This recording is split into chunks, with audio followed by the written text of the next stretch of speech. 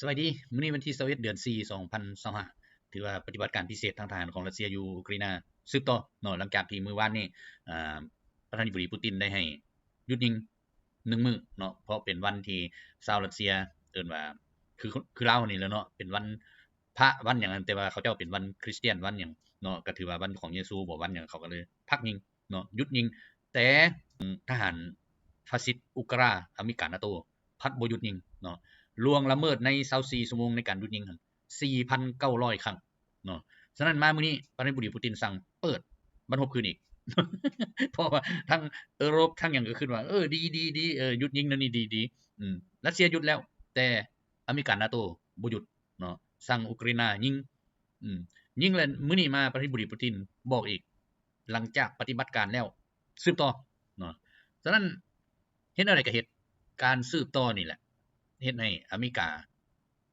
กับพวกยุโรปเจ็บหัวเนาะบ่ให้เจ็บสิเฮ็ดจั่งใด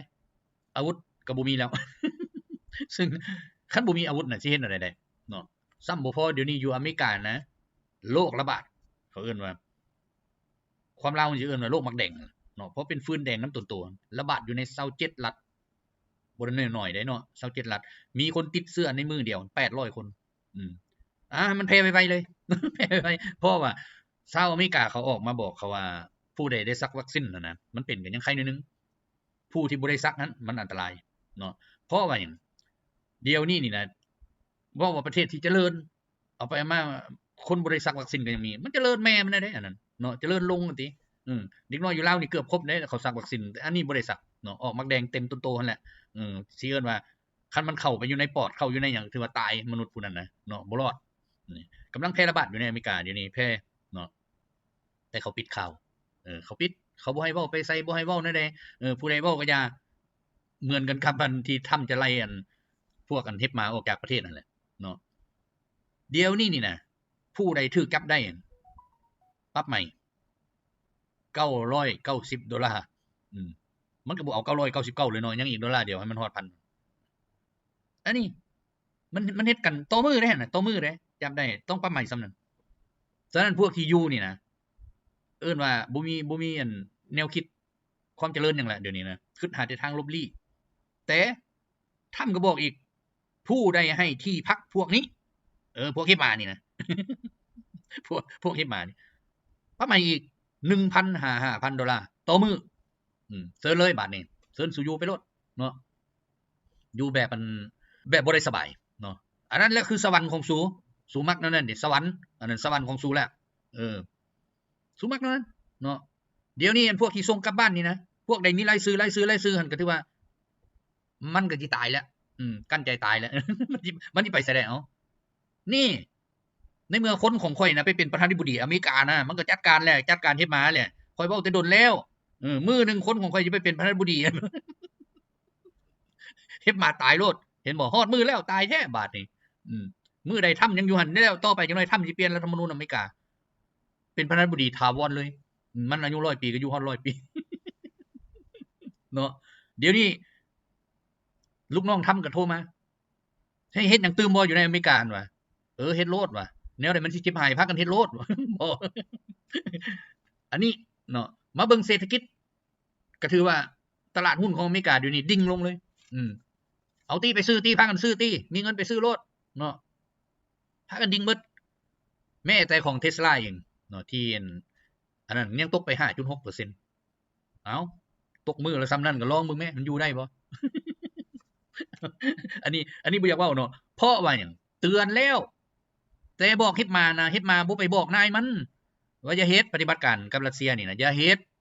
สู้เฮ็ดมื้อใดสู้ตายมื้อนั้นเพราะว่าสู้แดกนำรัสเซียคู่มื้อนี่นะซ้ำแต่ก่อนน่ะอาศัยกินน้ำยุโ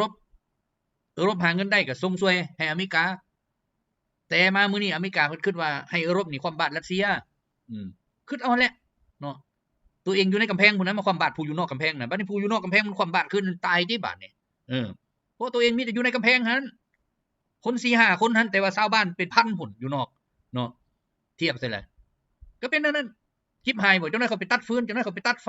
พากันอยู่มืดอยู่หยังบ่ออกมาบ่จากกำแพงหั่นน่ะออกมาก็ตายโลดแล้วถือเขาตีนเขา เนาะอันนี้ให้คิดนั่นน่ะฉะนั้นกลุ่ม G7 นี่แหละ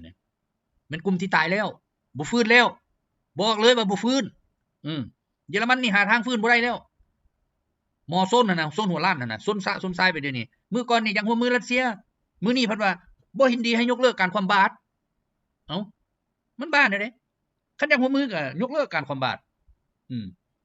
แต่อันนี้เพิ่นว่าบ่เห็นดีการยกเลิกการคว่ำบาตรบ่เห็นดีก็บ่ต้องร่วมมือ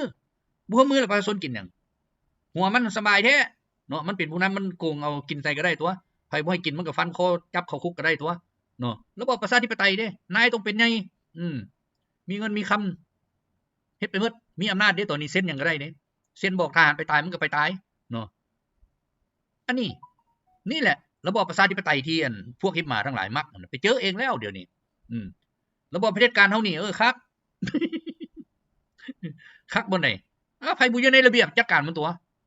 เห็นบ่คันผู้ใดอยู่ในระเบียบก็อย่ามันเพราะระเบียบเขียนไว้เด้กฎหมายเขียนไว้เด้มันก็ต้องเฮ็ดไปตามนั้นเนาะ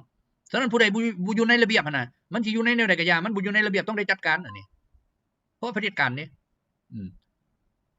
อันนี้บ่แม่นสิเป็นประชาธิปไตยคือเขาเด้เขาหั่นกฎหมายเขียนไว้เขาก็บ่เฮ็ดคันครอบครัวเขาถูกเบิดเป็นประชาธิปไตยเบิดแต่ครอบครัวอื่นอย่าหัวมันตายอย่าหัวมันเขาเฮ็ดนั่นเดี๋ยวนี้เบิ่งเอามั้ยไผบ่เห็นเดี๋ยวนี้เห็นหมดทุกคนเนาะถือว่าผู้ใดยังบ่เข้าใจปัญหานี้ก็ถือว่าขาดแคลนสมองคือประเทศปูตินเว้าน่ะเนาะขาดแคลนสมองเขาจูงไปใส่กระไปเขาดึงไปใส่กระไปบ่ฮู้อันนี้ในที่สุดแล้วเป็นจังได๋ล่ะฟังความเขาแล้วนี่ถึกเตะกลับบ้านเนาะบ่แม่นแต่ประเทศอื่นเกือบคนทั่วโลกนี่เพราะว่าผ่านมาเฮ็ดผิดหยังก็อย่าไปขอลี้ภัยอยู่อเมริกาเดี๋ยวนี้อเมริกาทำมันบอกว่าพวกลี้ภัยพวกโจรทั้งหมดบ่เอาบ่รับบัดนี้คันบ่รับเฮ็ดจังได๋มันก็ส่งคืนมาเป็นจังได๋บัดนี้เอ้าเมื่อก่อนเจ้าก็เป้งแล้วด่ารัฐบาลมาฮอดสิอยู่ได้บ่บัดนี้ในเมื่อด่ากันอยู่ เป็นฝ่ายต่อต้านมันก็ส่งมันไปอยู่บนต่อต้านพุ่นแหละเนาะมันจะไปต้านหยังต้านทานดินต้านทานหยังย่าหัวมันบัดเป็นนั่นเพราะว่าหยังเมื่อก่อนน่ะเขาไปอาศัยอยู่ได้แต่มามื้อนี้ทำบอกพวกที่ลี้ภัยการเมืองทั้งหลายมันพวกมาเฮ็ดมาทั้งหมด เพราะว่าหยังแต่ก่อนปฏิบัติการย้อนถูกการซื้อจ้างจอบอยเอ้ามึงเฮ็ดอันนี้แม่ได้เงินเท่านี้ได้เฮ็ดมึงเฮ็ดอันนี้แม่ได้เงินเท่านี้ได้เฮ็ด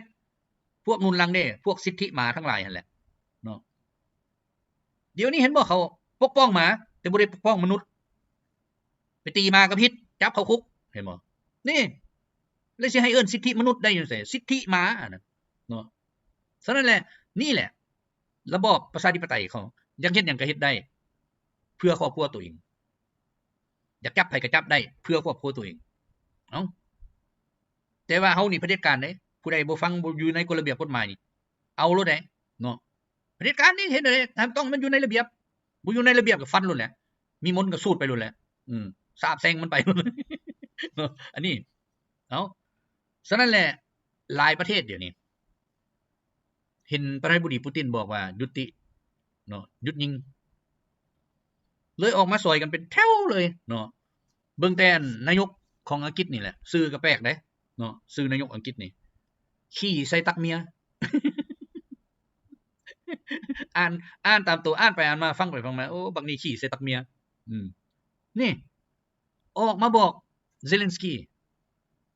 เขาหยุดยิงเจ้าก็หยุดยิงซะเพื่อเฮาสิได้มีเงื่อนไขในการเจรจากับรัสเซียสิเอาทหารรักษาสันติภาพของอังกฤษเข้าไปในยูเครนเนาะ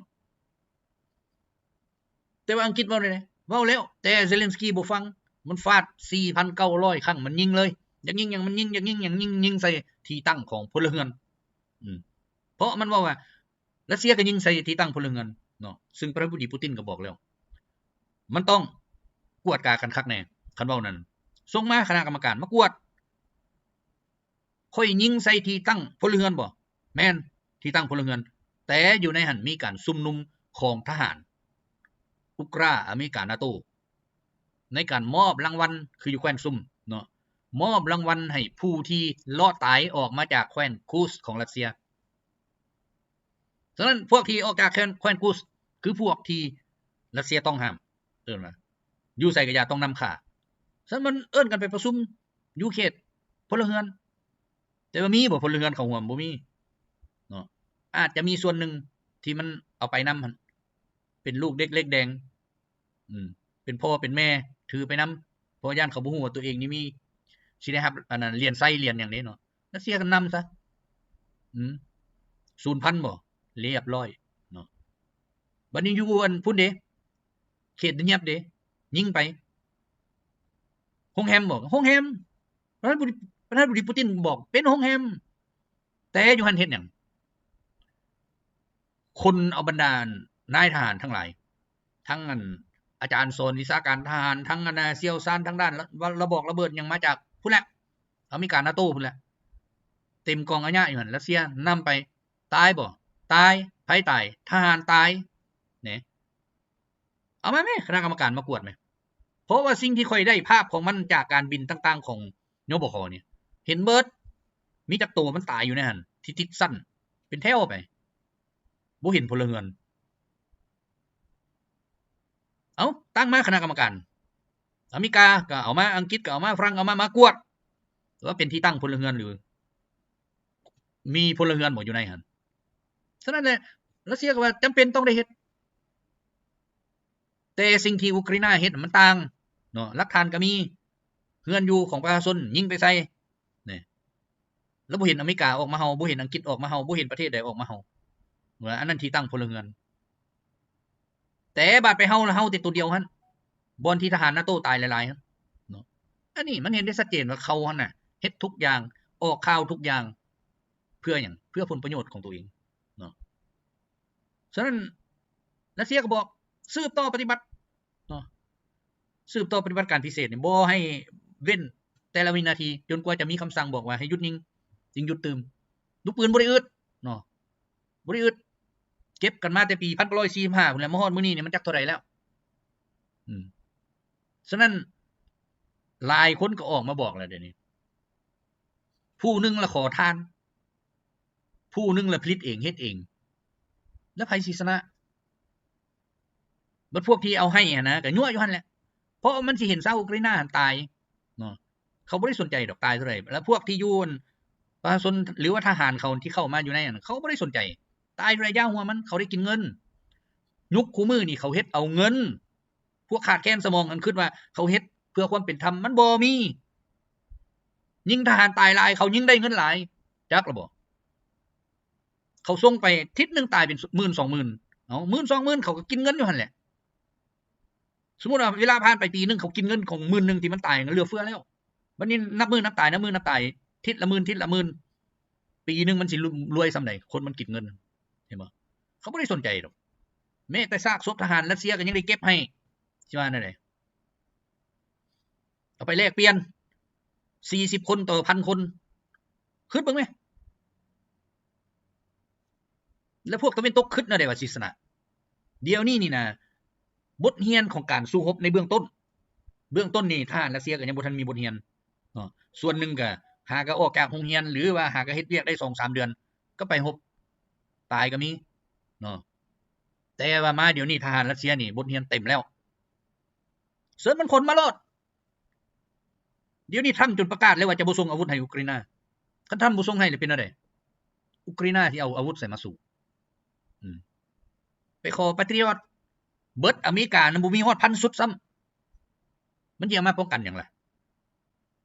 อเมริกาบ่ได้มีระบบป้องกันประเทศตัวเองบ่ได้มีถ้าเป็นเกาหลีเหนือเฮ็ดไปก็เป็นเรียบร้อยโลดอเมริกาน่ะพากันนั่งเบิ่งซื่อๆยิงแค่วเบิ่ง รอท่าความตายเนาะเดี๋ยวนี้เขาบ่ทันเฮ็ดเดี๋ยวนี้นะฮอดมือมาเขาเฮ็ดมั้ยเห็นบ่ทำมีจักความที่ว่าเกาหลีเหนือเป็นนั่นนี่บ่มีเพราะว่าทำฮู้แล้วว่ากองทัพเกาหลีเหนือน่ะมันเหนืออเมริกา100เท่าพุ่นเดี๋ยวนี้อเมริกาบ่มีปัญญาฮอดขึ้นดาวเทียมแล้วสิไปเฮ็ดลูกศรไฟได้แนวใดส่งหั่นส่งนี่ส่งหัวจรวดนั่นมันบ่มีแต่ขนาดขึ้นไปเอานักบินอวกาศก็ยังอาศัยรัสเซียรัสเซียบ่ให้ลงมาก็ปานนี้ตายแล้วตายอยู่ในอวกาศแล้วขนาดรัฐมนตรีป้องกันประเทศของอเมริกามันยังออกมาเว้าเองขนาดว่างบประมาณของอเมริกา800,000 ล้านเด้ต่อปีเด้เข้าอยู่ในการทหารรัสเซียเท่าไหร่ 50,000 ล้านลื่นกันเท่าไหร่หารเอาคูณเอา5เทื่อไป แต่เป็นอย่างของรัสเซียนี่จึงว่ามีหลายแท้เพราะรัสเซียอยู่นี่จับกันอยู่คู่มือเดี๋ยวนี้ผู้ใดโกงในเฮ็ดโลดว่านี่ก็สั่งจับอีกในพลหับเงินนำลูกน้องซื่อๆเนาะหับเงินนำลูกน้องเขารายงานปั๊บก็สั่งจับกักบริเวณไว้ก่อนสืบสวนเดี๋ยวนี้เห็นบ่ฉะนั้นแหละเงิน 50,000 ล้านที่เอาไปผลิตหรือเอาไปเฮ็ดหยังกะยาทางด้านการอาหารมันได้เฮ็ดเต็มเม็ดเต็มหน่วยอย่างเสียหายก็ประมาณ 5% 10% ซึ่งกวดกันอยู่ตลอดเดี๋ยวนี้เนาะแต่ว่าของอเมริกาน่ะ800,000 ล้านน่ะได้เฮ็ดบ่ 10% นั่นเหลือนั้นเขาไปแดกกันเบิดทั้งมีกันทั่วหน้า แต่เฮ็ดมาบ่ฮู้เรื่องนี้บ่ฮู้เพราะมันบ่ได้คิดขาดแคลนสมองเพราะเขาบ่ให้คิดเนาะเขามีแต่เอายาเสพติดให้กินยาเสพติดให้กินเอ้าปลูกยาเสพติดอยู่ในอเมริกาปลูกบ่เต็มเลยคันเอาเป็นกฎหมายโลกอเมริกาถูกจับจำคุกเบิดประเทศเอ้าปลูกกัญชากันเบิดเห็นบ่แต่ว่าอยู่ประเทศอื่นน่ะเอาส่งกัญชาดำห่อนี่จับติดคุกอ้าวเพราะหยังเพราะอเมริกามันฮู้แล้วประเทศใดก็ตามที่จะเฮ็ดเรื่องตัวนี้แข่งมันจะเอาสากลนี้เข้าไปบีบแต่สำหรับอเมริกานี่บ่มีไผไปบีบบ่ได้เนาะเพราะการค้ายาเสพติดเนี่ยมันรวยแบบบ่มีตัวเลขเลยแน่นั้นฉะนั้นเขาจึงส่งเสริมคนทั่วโลกนี่ให้เสพยาเสพติดมันสร้างง่ายเนาะมันสร้างง่ายทำลายง่ายเพราะพวกนี้บ่ฮู้จักตายเห็นบ่เบิ่งแต่เขาออนเฮ็ดอันนั้นคอนเทนต์กันกินคอลลาเจนกินหยังต่างๆนั่นผสมตายบ่ตายสิตายบ่สิตายเบิ่งแล้วก็พากันหัวซื่อๆบ่มีความคิดหยังหมดว่าโอ้กูจะบ่เฮ็ดกูจะบ่ดื่มกูจะบ่อันนั้นบ่สนเห็นบ่หมู่ส่วนเฮ็ดแล้วเฮ็ดหมู่ส่วนกินแล้วกินถือว่าขาดการคิดเนาะเฮ็ดไปตามใจเลยบ่ฟังความไผเนาะอันนี้เป็นอันนั้นบัดนี้เฮามาเบิ่งทางตะวันออกกลางอยู่นี่อเมริกาสั่งทำลายเดี๋ยวนี้พวกอันฮูตี้แต่มันบ่เป็นไปทำลายฮูตี้บัดนี้ทำลายไปเบิดเลยสิ่งอำนวยความสะดวกอีหยังต่างๆของประชาชนอันเยเมนนั่นทำลายไปหมดแม้แต่ท่าเรือมันก็ไปทำลายเอาไปมาตั้งข้อหาให้เบิดเลยนะทำลายบนไหนก็อย่ามีข้อหาเบิดเพื่อบ่ให้ลูกน้องกันพากันเฮาเนาะแล้วก็บ่มีไผเฮาอีหลีผู้ใดก็แน่ๆอเมริกาทำลายกลุ่มฮูตี้อันใดก็ฮูตี้ไปเบิดเนาะบัดฮูตี้เฮ็ดเพิ่นบ่ปากจักความ เนาะเป็นนั่นแหละฉะนั้นแหละเดี๋ยวนี้อังกฤษหั่นน่ะตัวขายอาวุธเก่าให้ยุโรปหาก็เซ็นสัญญากันนี่น้ำมึกยังบ่แห้ง 1,000 ล้านปอนด์บ่น้อยเด้เนาะ 1,000 ล้านปอนด์เนาะขายให้ยุโรปมันบ่แม่นหยังดอกอาวุธอังกฤษมีอยู่ไสอาวุธใหม่ตัวใดอาวุธใหม่นี่ใครเคยเห็นเด้ลองเอามาให้เบิ่งดู เพราะว่าเอามาอุกราอินามันบ่มีแต่อันเก่าๆแก่ๆใช้ก็บ่มีประสิทธิภาพประสิทธิผลหยังเบิดรถตั้งเอามาก็ถูกยบขน้อยไปแล่นทำลายตีนมันขาดแล้วเทียกับคนไปมอสโกเพิ่นไปไว้อยู่หอวางแสดงมันเป็นนั่นเดี๋ยวนี้นี่นะทหารนี่ตายบ่แม่นตายย้อนหยังเลยย้อนยบขทั้งนั้นเพราะว่าโปรออกมาปั๊บยบขเห็นปั๊บมันซักใส่โลดตำก้นตำกอยตำยังไปตะพึดตะพืออันนี้ถือว่าเดี๋ยวนี้นี่กองทัพเขาจะลิ้นยบขนี่หลายที่สุดฉะนั้นทำลายฐานเจ้าแต่ละบอลแหละรัสเซียก็บุกเข้าไปแต่การที่ไปตีโดยตรงมันบ่ได้เนาะผู้นึงสร้างมาหลายปีแล้วอยู่หั่นจนเป็นฐานที่มั่นคงแล้วฉะนั้นเอายบขนี่ไปเบิ่งเห็นแล้วก็ค่อยทำลายไปปืนใหญ่ยิงเข้าไปจรวดยิงเข้าไปบ่มทิ่มลงใส่จากนั้นก็ยบขเลาะแล้วบัดนี้จัดการหมดแล้วเนาะจึงใต้ดินนี่ไปบัดนี้เคลื่อนไปซากะยามันเพราะว่าทิศนึงมันตายเป็นหมื่นเนาะซายามันมือที่หยุดยิงนี่น่ะตายทั้งหมดน้อยเดียว ตัวเลข210บักทั่วสนามรบของอุกราอเมริกานาโตนี่เนาะถือว่ารัสเซียฆ่าตายไปได้210บักคือสิแม่นแล่นมาหาให้เขายิงเองอันนี้เนาะแบบว่ารัสเซียสั่งหยุดยิงเพิ่นกวนเด้ขี่รถแล่นไปที่กูซั่นรัสเซียหยุดยิงแล้วเฮ็ดเพิ่นก็ได้เบิ่งแม่ความคิดมันคิดว่ารัสเซียหยุดยิงรัสเซียสิบ่ยิงติแล่นเข้าไปใส่ห้วยเขาก็เฮ็ดโลดแน่เนาะรถยานเกาะขนส่งรถยานเกาะหยังก็ย่าแล่นไปหั่น เขาเฮ็ดแล้วเขาฆ่าทิ่มเท่านั้นแหละเขาบ่จับอีกเป็นซะเลยเนาะเพราะว่ามือเขาไหว้พระไหว้หยังเลยเฮ็ดได้มายังมาตีเขาก็เฮ็ดแล้วแหละเนาะตาย210บักบ่หลายเนาะมื้อวันที่21นี่เป็นนั่นน่ะฉะนั้นทุกอย่างถ้าว่ารัสเซียอยากเฮ็ดนะให้มันแล้วไวก็ได้เพราะเดี๋ยวนี้ซาอุดิซ่านี่นะเดี๋ยวนี้พร้อมแล้วที่จะเป็นรัสเซียเขาออกมาแล้วเดี๋ยวนี้เขาประกาศอย่างชัดเจนแล้วโอดิซ่าคือเมืองของรัสเซียฉะนั้นมันก็มีแต่ผู้อยู่ในการจะตั้งกันที่สันเป็นคนอุกราเรือนั่นเด้เป็นชาวรัสเซียเป็นนั่นติเนาะฉะนั้นเขาบอกว่ารัสเซียมาเมื่อใดก็ได้เดี๋ยวนี้ทหารจะเงียบนะอยู่อันเขตใกล้ๆนั่นแหละมีกองกำลังอยู่ 70,000 พร้อมที่จะเอาโอดิซ่านี่รถตั้ง400 คัน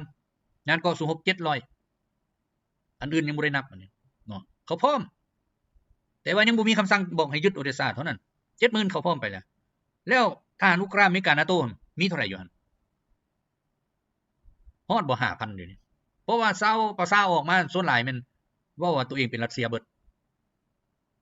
นี่เด้ฉะนั้นเขาไปยึดมือใดก็ได้แต่ว่าเดี๋ยวนี้เขายังกวดเบิ่งก่อน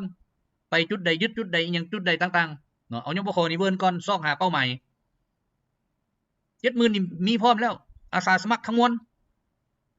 ของแคว้นเงียบเองเนาะเขาสิเอาได้บัดนี้อยู่นั่น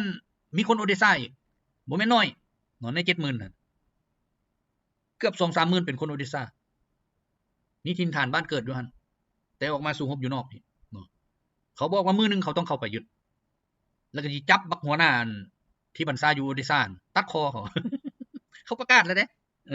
เอาแม่ในเมื่อบ่มีอเมริกาช่วยเหลือเนาะนี่สิเอาอาวุธมาแต่ไสบัดบ่มีแล้วเนาะฉะนั้นรัสเซียก็ตีไปเศรษฐกิจเด้เข้มแข็งบ่ได้ย้านบ่ได้อึดเนาะอันสิผลิตอันสิมาเฮ็ดอาวุธนั่นบ่คือตะวันตกบ่คืออเมริกาเป็นหยังอเมริกาจึงประกาศว่าบ่ส่งอาวุธก็ย้อนมันบ่มีวัตถุดิบในการป้อนโรงงานนั่นแหละบ่มีมันต้องซื้อจากต่างประเทศคันซื้อต่างประเทศภาษีตัวเองพัดขึ้นมาฮอด 100% พุ่นบางอันจนมันสิขึ้นฮอด200พุ่นติบ่เพราะว่าเดี๋ยวนี้ทรัมป์นี่เกิดมานี่เพื่อทำลายอเมริกาโดยเฉพาะบอกแล้วฉะนั้นอเมริกานี่นะต่อไปจะบ่มี ทรัมป์เกิดมาเพื่อทำลายเหมือนกันกับกอร์บาชอฟนั่นแหละมาทำลายโซเวียตแต่ว่าทรัมป์นี่ทำลายอเมริกาหลายคนตั้งชื่อให้กอร์บาชอฟอเมริกา เป็นนั่นฉะนั้นแหละเซิร์ชเลยเดี๋ยวนี้เขาเฮ็ดหยังบ่ได้แล้วพลิกตัวก็บ่ได้แล้วยุโรปนี่สิตายแล้วขาดอเมริกาบ่ได้เดี๋ยวนี้นะทุกคนยังแล่นหาอเมริกาอยู่ฉะนั้นทรัมป์ก็บอกคันสู้ยังแล่นมาหากูสู้ก็ต้องฟังความกูบอกเลียตีนก็ต้องเลียบอกเลียหัวเข่าก็ต้องเลียเป็นนั่นฉะนั้นโซนก็บ่จักแนวสิเฮ็ดเดี๋ยวนี้สิไปถามเอาคำอยู่นำอเมริกาสุดแล้วนี่ก็ได้เลยเด้คำปลอม ยัดใส่เนาะได้500โลไปสั่งเอาใส่มันออกหมดไปสั่งได้แต่200ปลายโลถือว่าอเมริกากินไปครึ่งนึงคำที่ฝากแต่ว่าเจ้าสิกวดเจ้าสิตัดอยู่กับสร้างบ่มันบ่เอามันว่านี่เลขมีหมดเจ้าก็เซ็ตมาหมดแล้วนี่เลขรหัสมีหมดมันปลอมนี่ว่าคืออีกเพราะว่าโรงงานของมันเนาะในการลอมคำให้เจ้ากับโรงงานมันบัดนี้มันยัดใส่นะเอาไปกวดก็บ่ฮู้อีกเห็นบ่คำของจีนเฮ็ดออกมาซึ่งเขาว่าขายกัน 4-50,000 กีบเอาไปเผาไฟก็ยังบ่ฮู้เพราะมันเป็นคือคำไปแซ่หยังมันก็ยังออกสีเดียวสีเหลืองคือกันหั่น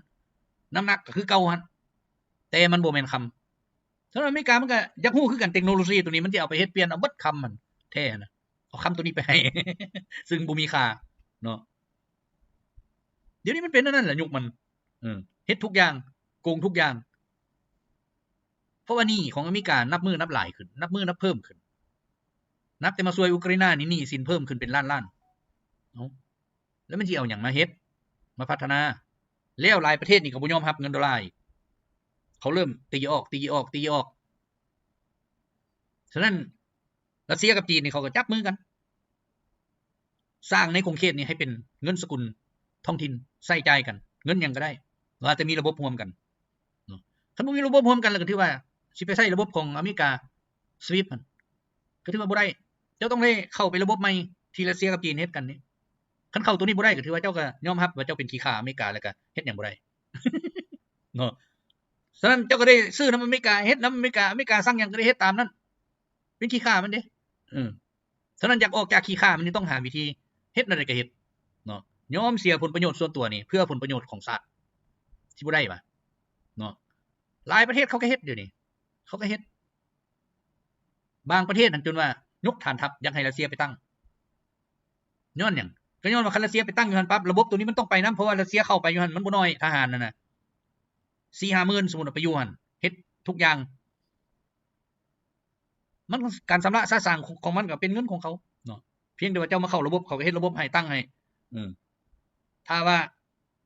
ตัวอย่างว่าเงินริงกิตกับรูเบิลเขาสิมีเงินอย่างเขาจ่ายได้เนาะในบัตรของเขาอันเดียวฉะนั้นการชำระค่าสร้างมันก็บ่ยากบัดนี้เนาะริงกิตกับรูเบิลสมมุติรูเบิลกับริงกิตเปลี่ยนกันไปเปลี่ยนกันมาอยู่หั่นมันก็บ่ได้มีปัญหาหยังบ่มีตัวกลางยุแยในการเพิ่มอัตราแลกเปลี่ยนมันก็บ่มีปัญหาเนาะบ่คือเงินของอเมริกาเด้มันอยากเฮ็ดไผมันก็เฮ็ดเด้มันบ่ได้สนใจมันมีหลายเด้เพราะมันเว้าออกตัวเลขของมันน่ะมันบ่ได้สนใจอยากให้ประเทศนี้ล่มจมมันก็ว่าเงินเจ้าข่อยบ่เอาเฟ้อเนาะเอาเข้าระบบมันก็บ่ได้ชำระหยังก็บ่ได้เอาไปมาเฮ็ดให้คนในประเทศนั้นบ่อยากใช้เงินตัวเองเห็นบ่ย้อนมันบ่มีค่าย้อนว่าตัวเองนั่นแหละบ่เฮ็ดให้ค่าของมันสูงขึ้นด้วยการลิ้นกินฟุ่มเฟือยอีหยังต่างๆนานาเนาะมันก็เป็นอันนั้นซ้ำบ่พอฟอกจากจุดหนึ่งให้มันเพิ่มขึ้นจากเงินที่มีค่าซื้อได้ใครสมมุติว่าแตะนึงมามื้อนี้ซื้อได้หน่วยนึงมันเป็นอันนั้นเอิ้นว่าของเจ้ามีอยู่ดีๆนะเจ้าหักบ่ใช้เองบ่สนใจเองเนาะเฮ็ดให้เดือดร้อนไปทั่วประเทศมันเป็นอันนั้นฉะนั้นระบบตัวใหม่ของเขานี่เขามีวิธีการของเขาผ่านสวิปคือเก่านั่นแหละแต่เขาเอิ้นว่าเงินบ่ได้ไปรัสเซียบ่ได้มาจ่ายเงินอยู่นี่มันเลยบ่เห็นการผัวพัน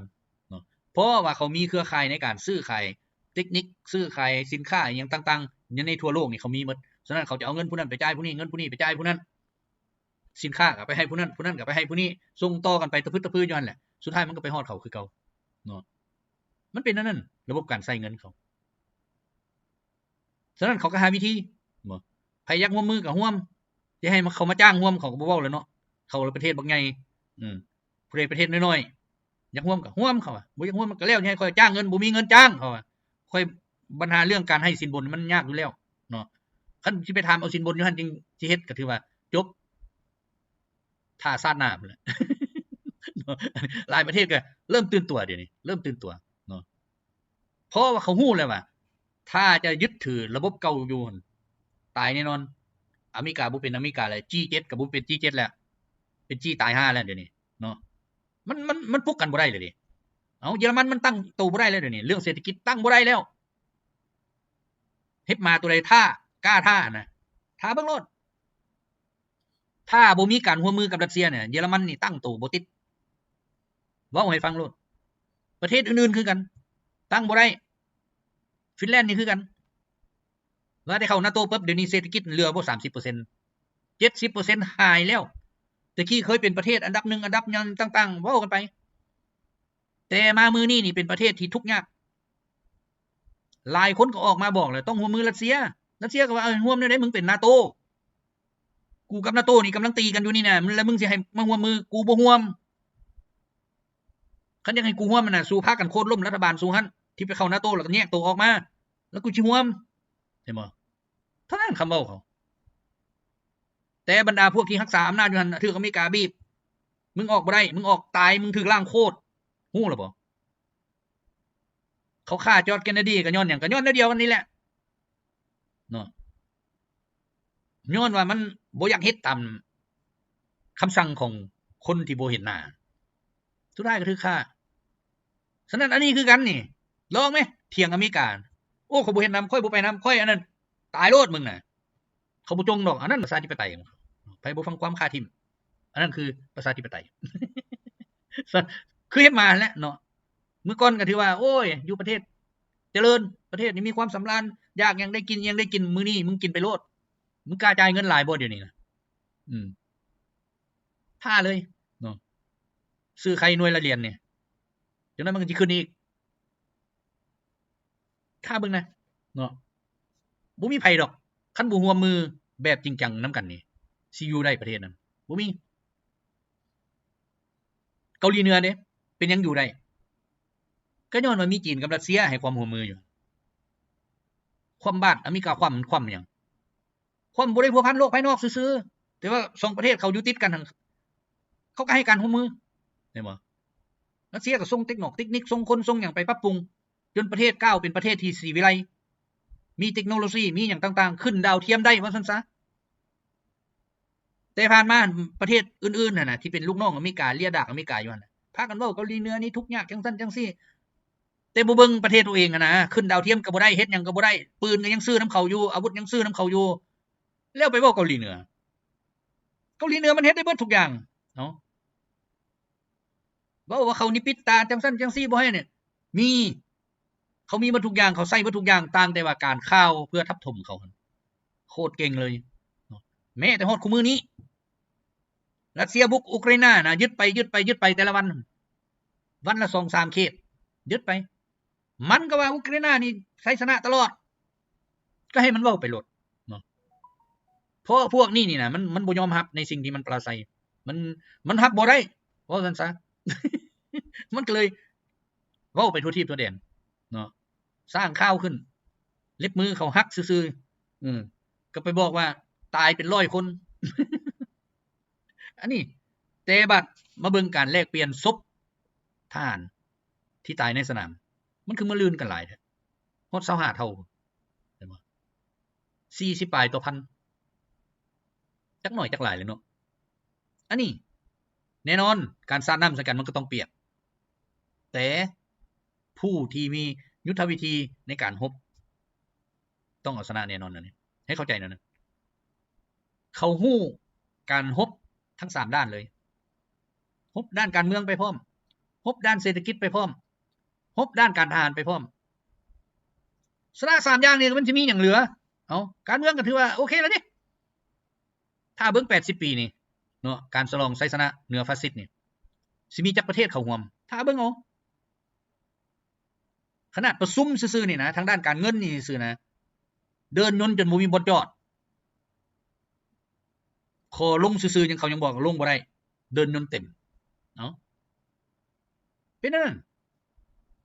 ขนาดยนต์ส่วนตัวเด้บินไปจากลาวนี่ไปขอลงเขาเฮ็ดประชุมอยู่หั่น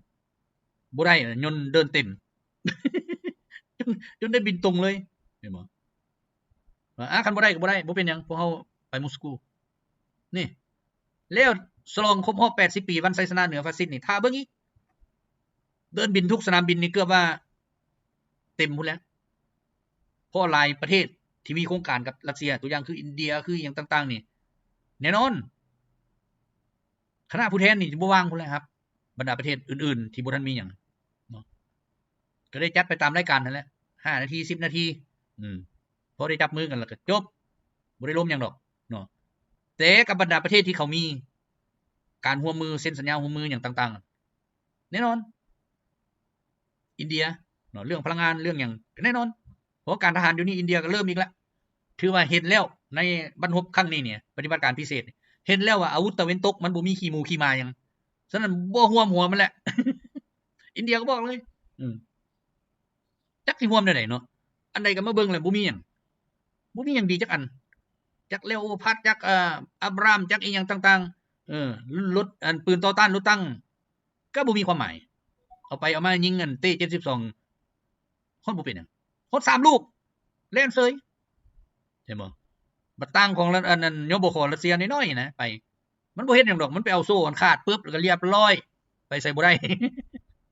เพราะว่าโซ่ของอันรถตั้งอเมริกากับของอันเยอรมันนี่เอิ้นว่าเหล็กบ่มั่นคงบ่แข็งแกร่งบ่คือเหล็กของรถตั้งรัสเซียซ้ำใดซ้ำหนึ่งนี่บ่ขาดโน่นซะบ่คือของอเมริกา NATO เด้อเมริกาอับรามนี่นะลูกแตกมือนี่ขาดบ่มีหยังดอกฉะนั้นแหละมันก็เป็นอันนึงที่แสดงให้เห็นว่าเทคนิคการทหารอย่างต่างๆของชาติตะวันตกรวมกันหมดนั่นแหละเนาะบ่มีขี้หมูขี้หมาหยังหมดเอายนต์ F16 โอ้ยมันล้าสมัยเทียบใส่กับมิกโซเวียตพุ่นแหละ ซ้ำมิกโซเวียตนั่นแหละแต่ไปตัวขายประเทศนั้นตัวขายประเทศนี้มันไปสู้27บ่ได้สู้27มันไล่ F35 พุ่นนี่นะปุ๊บเตินน่ะยังบ่ได้เว้าสู้57สู้75เนาะอันนี้เห็นได้ชัดเจนเลยฉะนั้นอินเดียนี่เป็นประเทศนึงที่ร่วมมือกับรัสเซียนี่หลายที่สุดในขั้นต่อไปเนาะเอาบัดนี้มาเบิ่งปฏิบัติการถือว่าบ่ได้มาดนเติบเนาะปีใหม่แดไปหลายเวียกหลายงานแดเนาะก็ถือว่าหาก็บ่ได้มีเวลาว่างนี่มื้อนี้มาเว้าสู่ฟังเนาะทิศก่อนวันที่5หาวันที่11เดือน4 2025นี่ค่าทหารอุกราอเมริกา NATO ตายทั้งหมดในภาคสนามเนาะทั้งแคว้นกูสแคนหยัง 10,635 บาทอันนี้เฉพาะคนตายเด้นี่ 10,635 บาทวันที่12หาวันที่18เนาะที่ผ่านมานี่ค่าตายทั้งหมด 10,040 บาทให้บ่2อาทิตย์นี่เนี่ย 20,000 กว่าบาทเซิร์ชมันคนมาโลดเนาะเซิร์ชมันคนมาโลดมันมีเท่าใดอันทหารมันหั่นอังกฤษยกมาหมดประเทศก็ได้เนาะคันเขาสิมาเนาะ มันแน่บ่เท่านั้นแหละ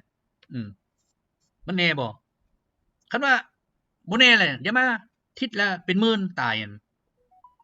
แล้วมันสิเอาหยังมาชนะประกาศโอ้ยลิ้นปรมาณูเซิร์นพอมึงลิ้นโลดเนาะพอมึงยังใส่ยนต์มาอยู่มึงบ่ได้ยิงออกจากฐานส่วนรัสเซียนี่ตั้งอยู่เบิดทุกมื้อนี่นะมีพันกว่าหัวที่ฝังไว้อยู่นะยังบ่ได้ไล่เรื่องยนต์อีกยนต์ทิ่มระเบิดยนต์ฮบทิ่มระเบิดเอามันแฮงไปไวพุ่นยกขึ้นมันเหนือฟ้าพุ่นแล่นไปยิงไป 2-3,000 กิโลติดหัวนิวเคลียร์ใส่ตกบึ้มบาดเดียวนี่หมดเมืองมันก็ไปเลยดิเห็นบ่คันสิทำลายกันคันเฮ็ดคืออเมริกาเฮ็ดกับอิรักนะรบบ่เหลือหยังฟันเอาโลดเนาะแต่รัสเซียบ่เฮ็ดนั่นน่ะเห็นบ่โอเดซ่าเป็นหยังรัสเซียบ่ตีก็ย้อนบ่อยากทำลายเมืองบ่อยากทำลายประชาชนไปเขาเฮ็ดกันเองมื้อใดพร้อมแล้วเนาะเขาว่าโอ้เฮ็ดนี่บ่มีกำลังบ่ได้จึงไปช่วยยึดเอาค่อยเฮ็ดค่อยไปโลดเพราะว่ายิงดนเท่าใดน่ะชาติตะวันตกกับอเมริกาน่ะยิงพบปัญหาเท่านั้นยิงพบปัญหาเว้าซื่อๆโลดยิงพบปัญหาดีบ่ดีกลายเป็นยุคหินพุ่นแหละจังหน่อยพวกเฮ็ดมาทั้งหลายท่าเบิ่งแม่บ่อยากมาอยู่ลาวนี่เพราะอยู่ลาวนี่สงบกว่า การปุ้นกันการซิงทรัพย์กันการอีหยังกันต่างๆเกิดขึ้นอยู่ในอเมริกาอยู่ในยุโรปฮอดคุมื้อนี้มันเกิดมาหลายแล้วแต่บ่มีไผเว้าซื่อๆพากันเงียบซื่อๆเนาะอันนี้บัดนี้มาเบิ่งวันที่19ค่าตายไป 1,460 บาทวันที่20ค่าตายไป 1,275 บาทที่21คือเว้าแหละเนาะค่าตายไป210 บาทเป็นนั่นน่ะรวมตัวเลขบัดนี้2อาทิตย์ผ่านมา 20,670 บาทมา3มื้อนี้ 2,945 บาทเห็นบ่อีก3มื้อคันได้เท่านี้หรือว่าหลายกว่านี้มันก็ฮอดหมื่นคือกันเนาะแล้วมันสิเอาหยังมาลิ้นทหารตายมื้ออันทิศละหมื่นทิศละหมื่นทิศละหมื่นมันสิไปคนกันเอาอยู่ไสมาเนาะเซิร์ชติคันมีอ่ะนะฉะนั้นเดี๋ยวนี้เขาหัวมุนหมดแล้วบรรดาการนำต่างๆของพวกตะวันตกกับอเมริกาหัวมุนแล้วเนาะเฮ็ดหยังบ่ได้แล้วคันอเมริกาได้เปรียบน่ะมันเฮ็ดแต่โดนแล้วมันเฮ็ดแต่โดนเห็นบ่ญี่ปุ่นน่ะบ่ได้เฮ็ดหยังมันก็เอาระเบิดปรมาณูไปทิ่มใส่แต่อันนี้มันเว้าซื่อๆมันบ่กล้าแต่ว่าอย่างมันทิ่มมันไปทิ่มมันก็เฮ็ดขี้ยนต์เวินไปแล้วก็ป้อนลงประเทศใดประเทศนึงหลงหรือบ่มันเหียประเทศบรรดาที่บ่มีหยังป้องกันนั่นแหละเนาะป้ายนต์อเมริกาผ่านน่านฟ้าไปนั่นระวังโลด เพราะว่าอเมริกามันเคยเฮ็ดอยู่แล้วมันบ่ได้มีเป้าหมายหยังหมดคุมื้อนี้คือกันนี่เฮ็ดซึกนี่ใต้การบัญชาของทหารอเมริกานี่ยิงซะเลยเฮือนอยู่ประชาชนมันก็ยิงมันบ่ได้สนใจหยังพวกนี้เนาะบัดนี้มาเบิ่งอยู่แคว้นคูสเนาะมื้อวันที่21นี่สรุปตัวเลขมาฮอดที่21นี่ค่าตายไปทั้งหมด 75,375 บาททำลายรถตั้งไป411คันทำลายยานก่อสู้รบไป336คันทำลายยานก่อขนส่งไปทั้งหมด311คันทำลายหุ่มเกาะทั้งหมด 2,282 คันทำลายรถทับไส้ไปทั้งหมด 2,749 คันทำลายปืนใหญ่ไปทั้งหมด632ชุดทำลายรถยิงจรวดลายน้ำกล้องทั้งหมด62คันอยู่ในนี้มีจรวดหิมะทั้งหมด15คันแล้วก็อีก7คันถือว่าเป็นของอเมริกา NATO นั่นแหละเนาะแต่ว่ามันบ่แม่นหิมะทำลายรถลูกศรฐานยิงลูกศรทั้งหมด28ชุดทำลายรถขนส่งและประกอบลูกศรจำนวน10คันทำลายราดาร์ไปทั้งหมด147ชุด ทำลายราดาร์ของลูกศรไฟเนาะจำนวน12ชุดทำลายเทคนิคพิเศษทางวิชาเฉพาะทางทหารนั้นทั้งหมด57ชุดเนาะก็ถือว่าเป็นนั้นแควนกูสเนาะเดี๋ยวนี้ปลดปล่อยได้ทั้งหมด 99.5% แล้วเนาะก็ถือว่าใกล้สำเร็จแล้วเนาะอันนี้ถือว่าอเมริกา NATO เขาคิดว่าเขาสิส่งเข้ามาให้ยึดสุดท้ายแม้แต่ตารางซนนึงก็ยึดบ่ได้เนาะรัสเซียตีทำลายจน 0,000 ว่าซั่นซะ 70,000 กว่าเขาสิเอาเข้ามาเท่าไหร่เพราะยังมีจำนวนนึงไปรับรางวัลรัสเซียก็ยังนำไปฆ่าทิ่มเนาะบัดนี้มาเบิ่งสรุปตัวเลขทั้งหมดเนาะนับแต่มื้อปฏิบัติการมาฮอดมื้อวันที่21เดือน4 2025นี้เนาะยิงยนต์รบไปทั้งหมด661ลำทำลายเฮลิคอปเตอร์ไปทั้งหมด283ลำทำลายยนต์บ่มีคนขับไปทั้งหมด52,935 คันทำลายรถลูกศรฐานยิงลูกศรทั้งหมด604ชุดทำลายรถตั้งยานเกาะต่างๆหั่น22,970 คันทำลายรถยิงจรวดหลายลำกล้องทั้งหมด 1,544 ชุดทำลายปืนใหญ่ปืนพกหน้าดินทั้งหมด 23,916 ชุดทำลายเทคนิคพิเศษทางทหารและพาหนะขนส่งต่างๆ 34,389 ชุดเนาะก็ถือว่าเป็นเอานั้นเนาะเอามีเวลาว่างมื้อใดมื้อหน้าจะได้มาเว้าสู่ฟังใหม่เนาะมื้อนี้ขอให้ทุกท่านสบายดีและโชคดีปีใหม่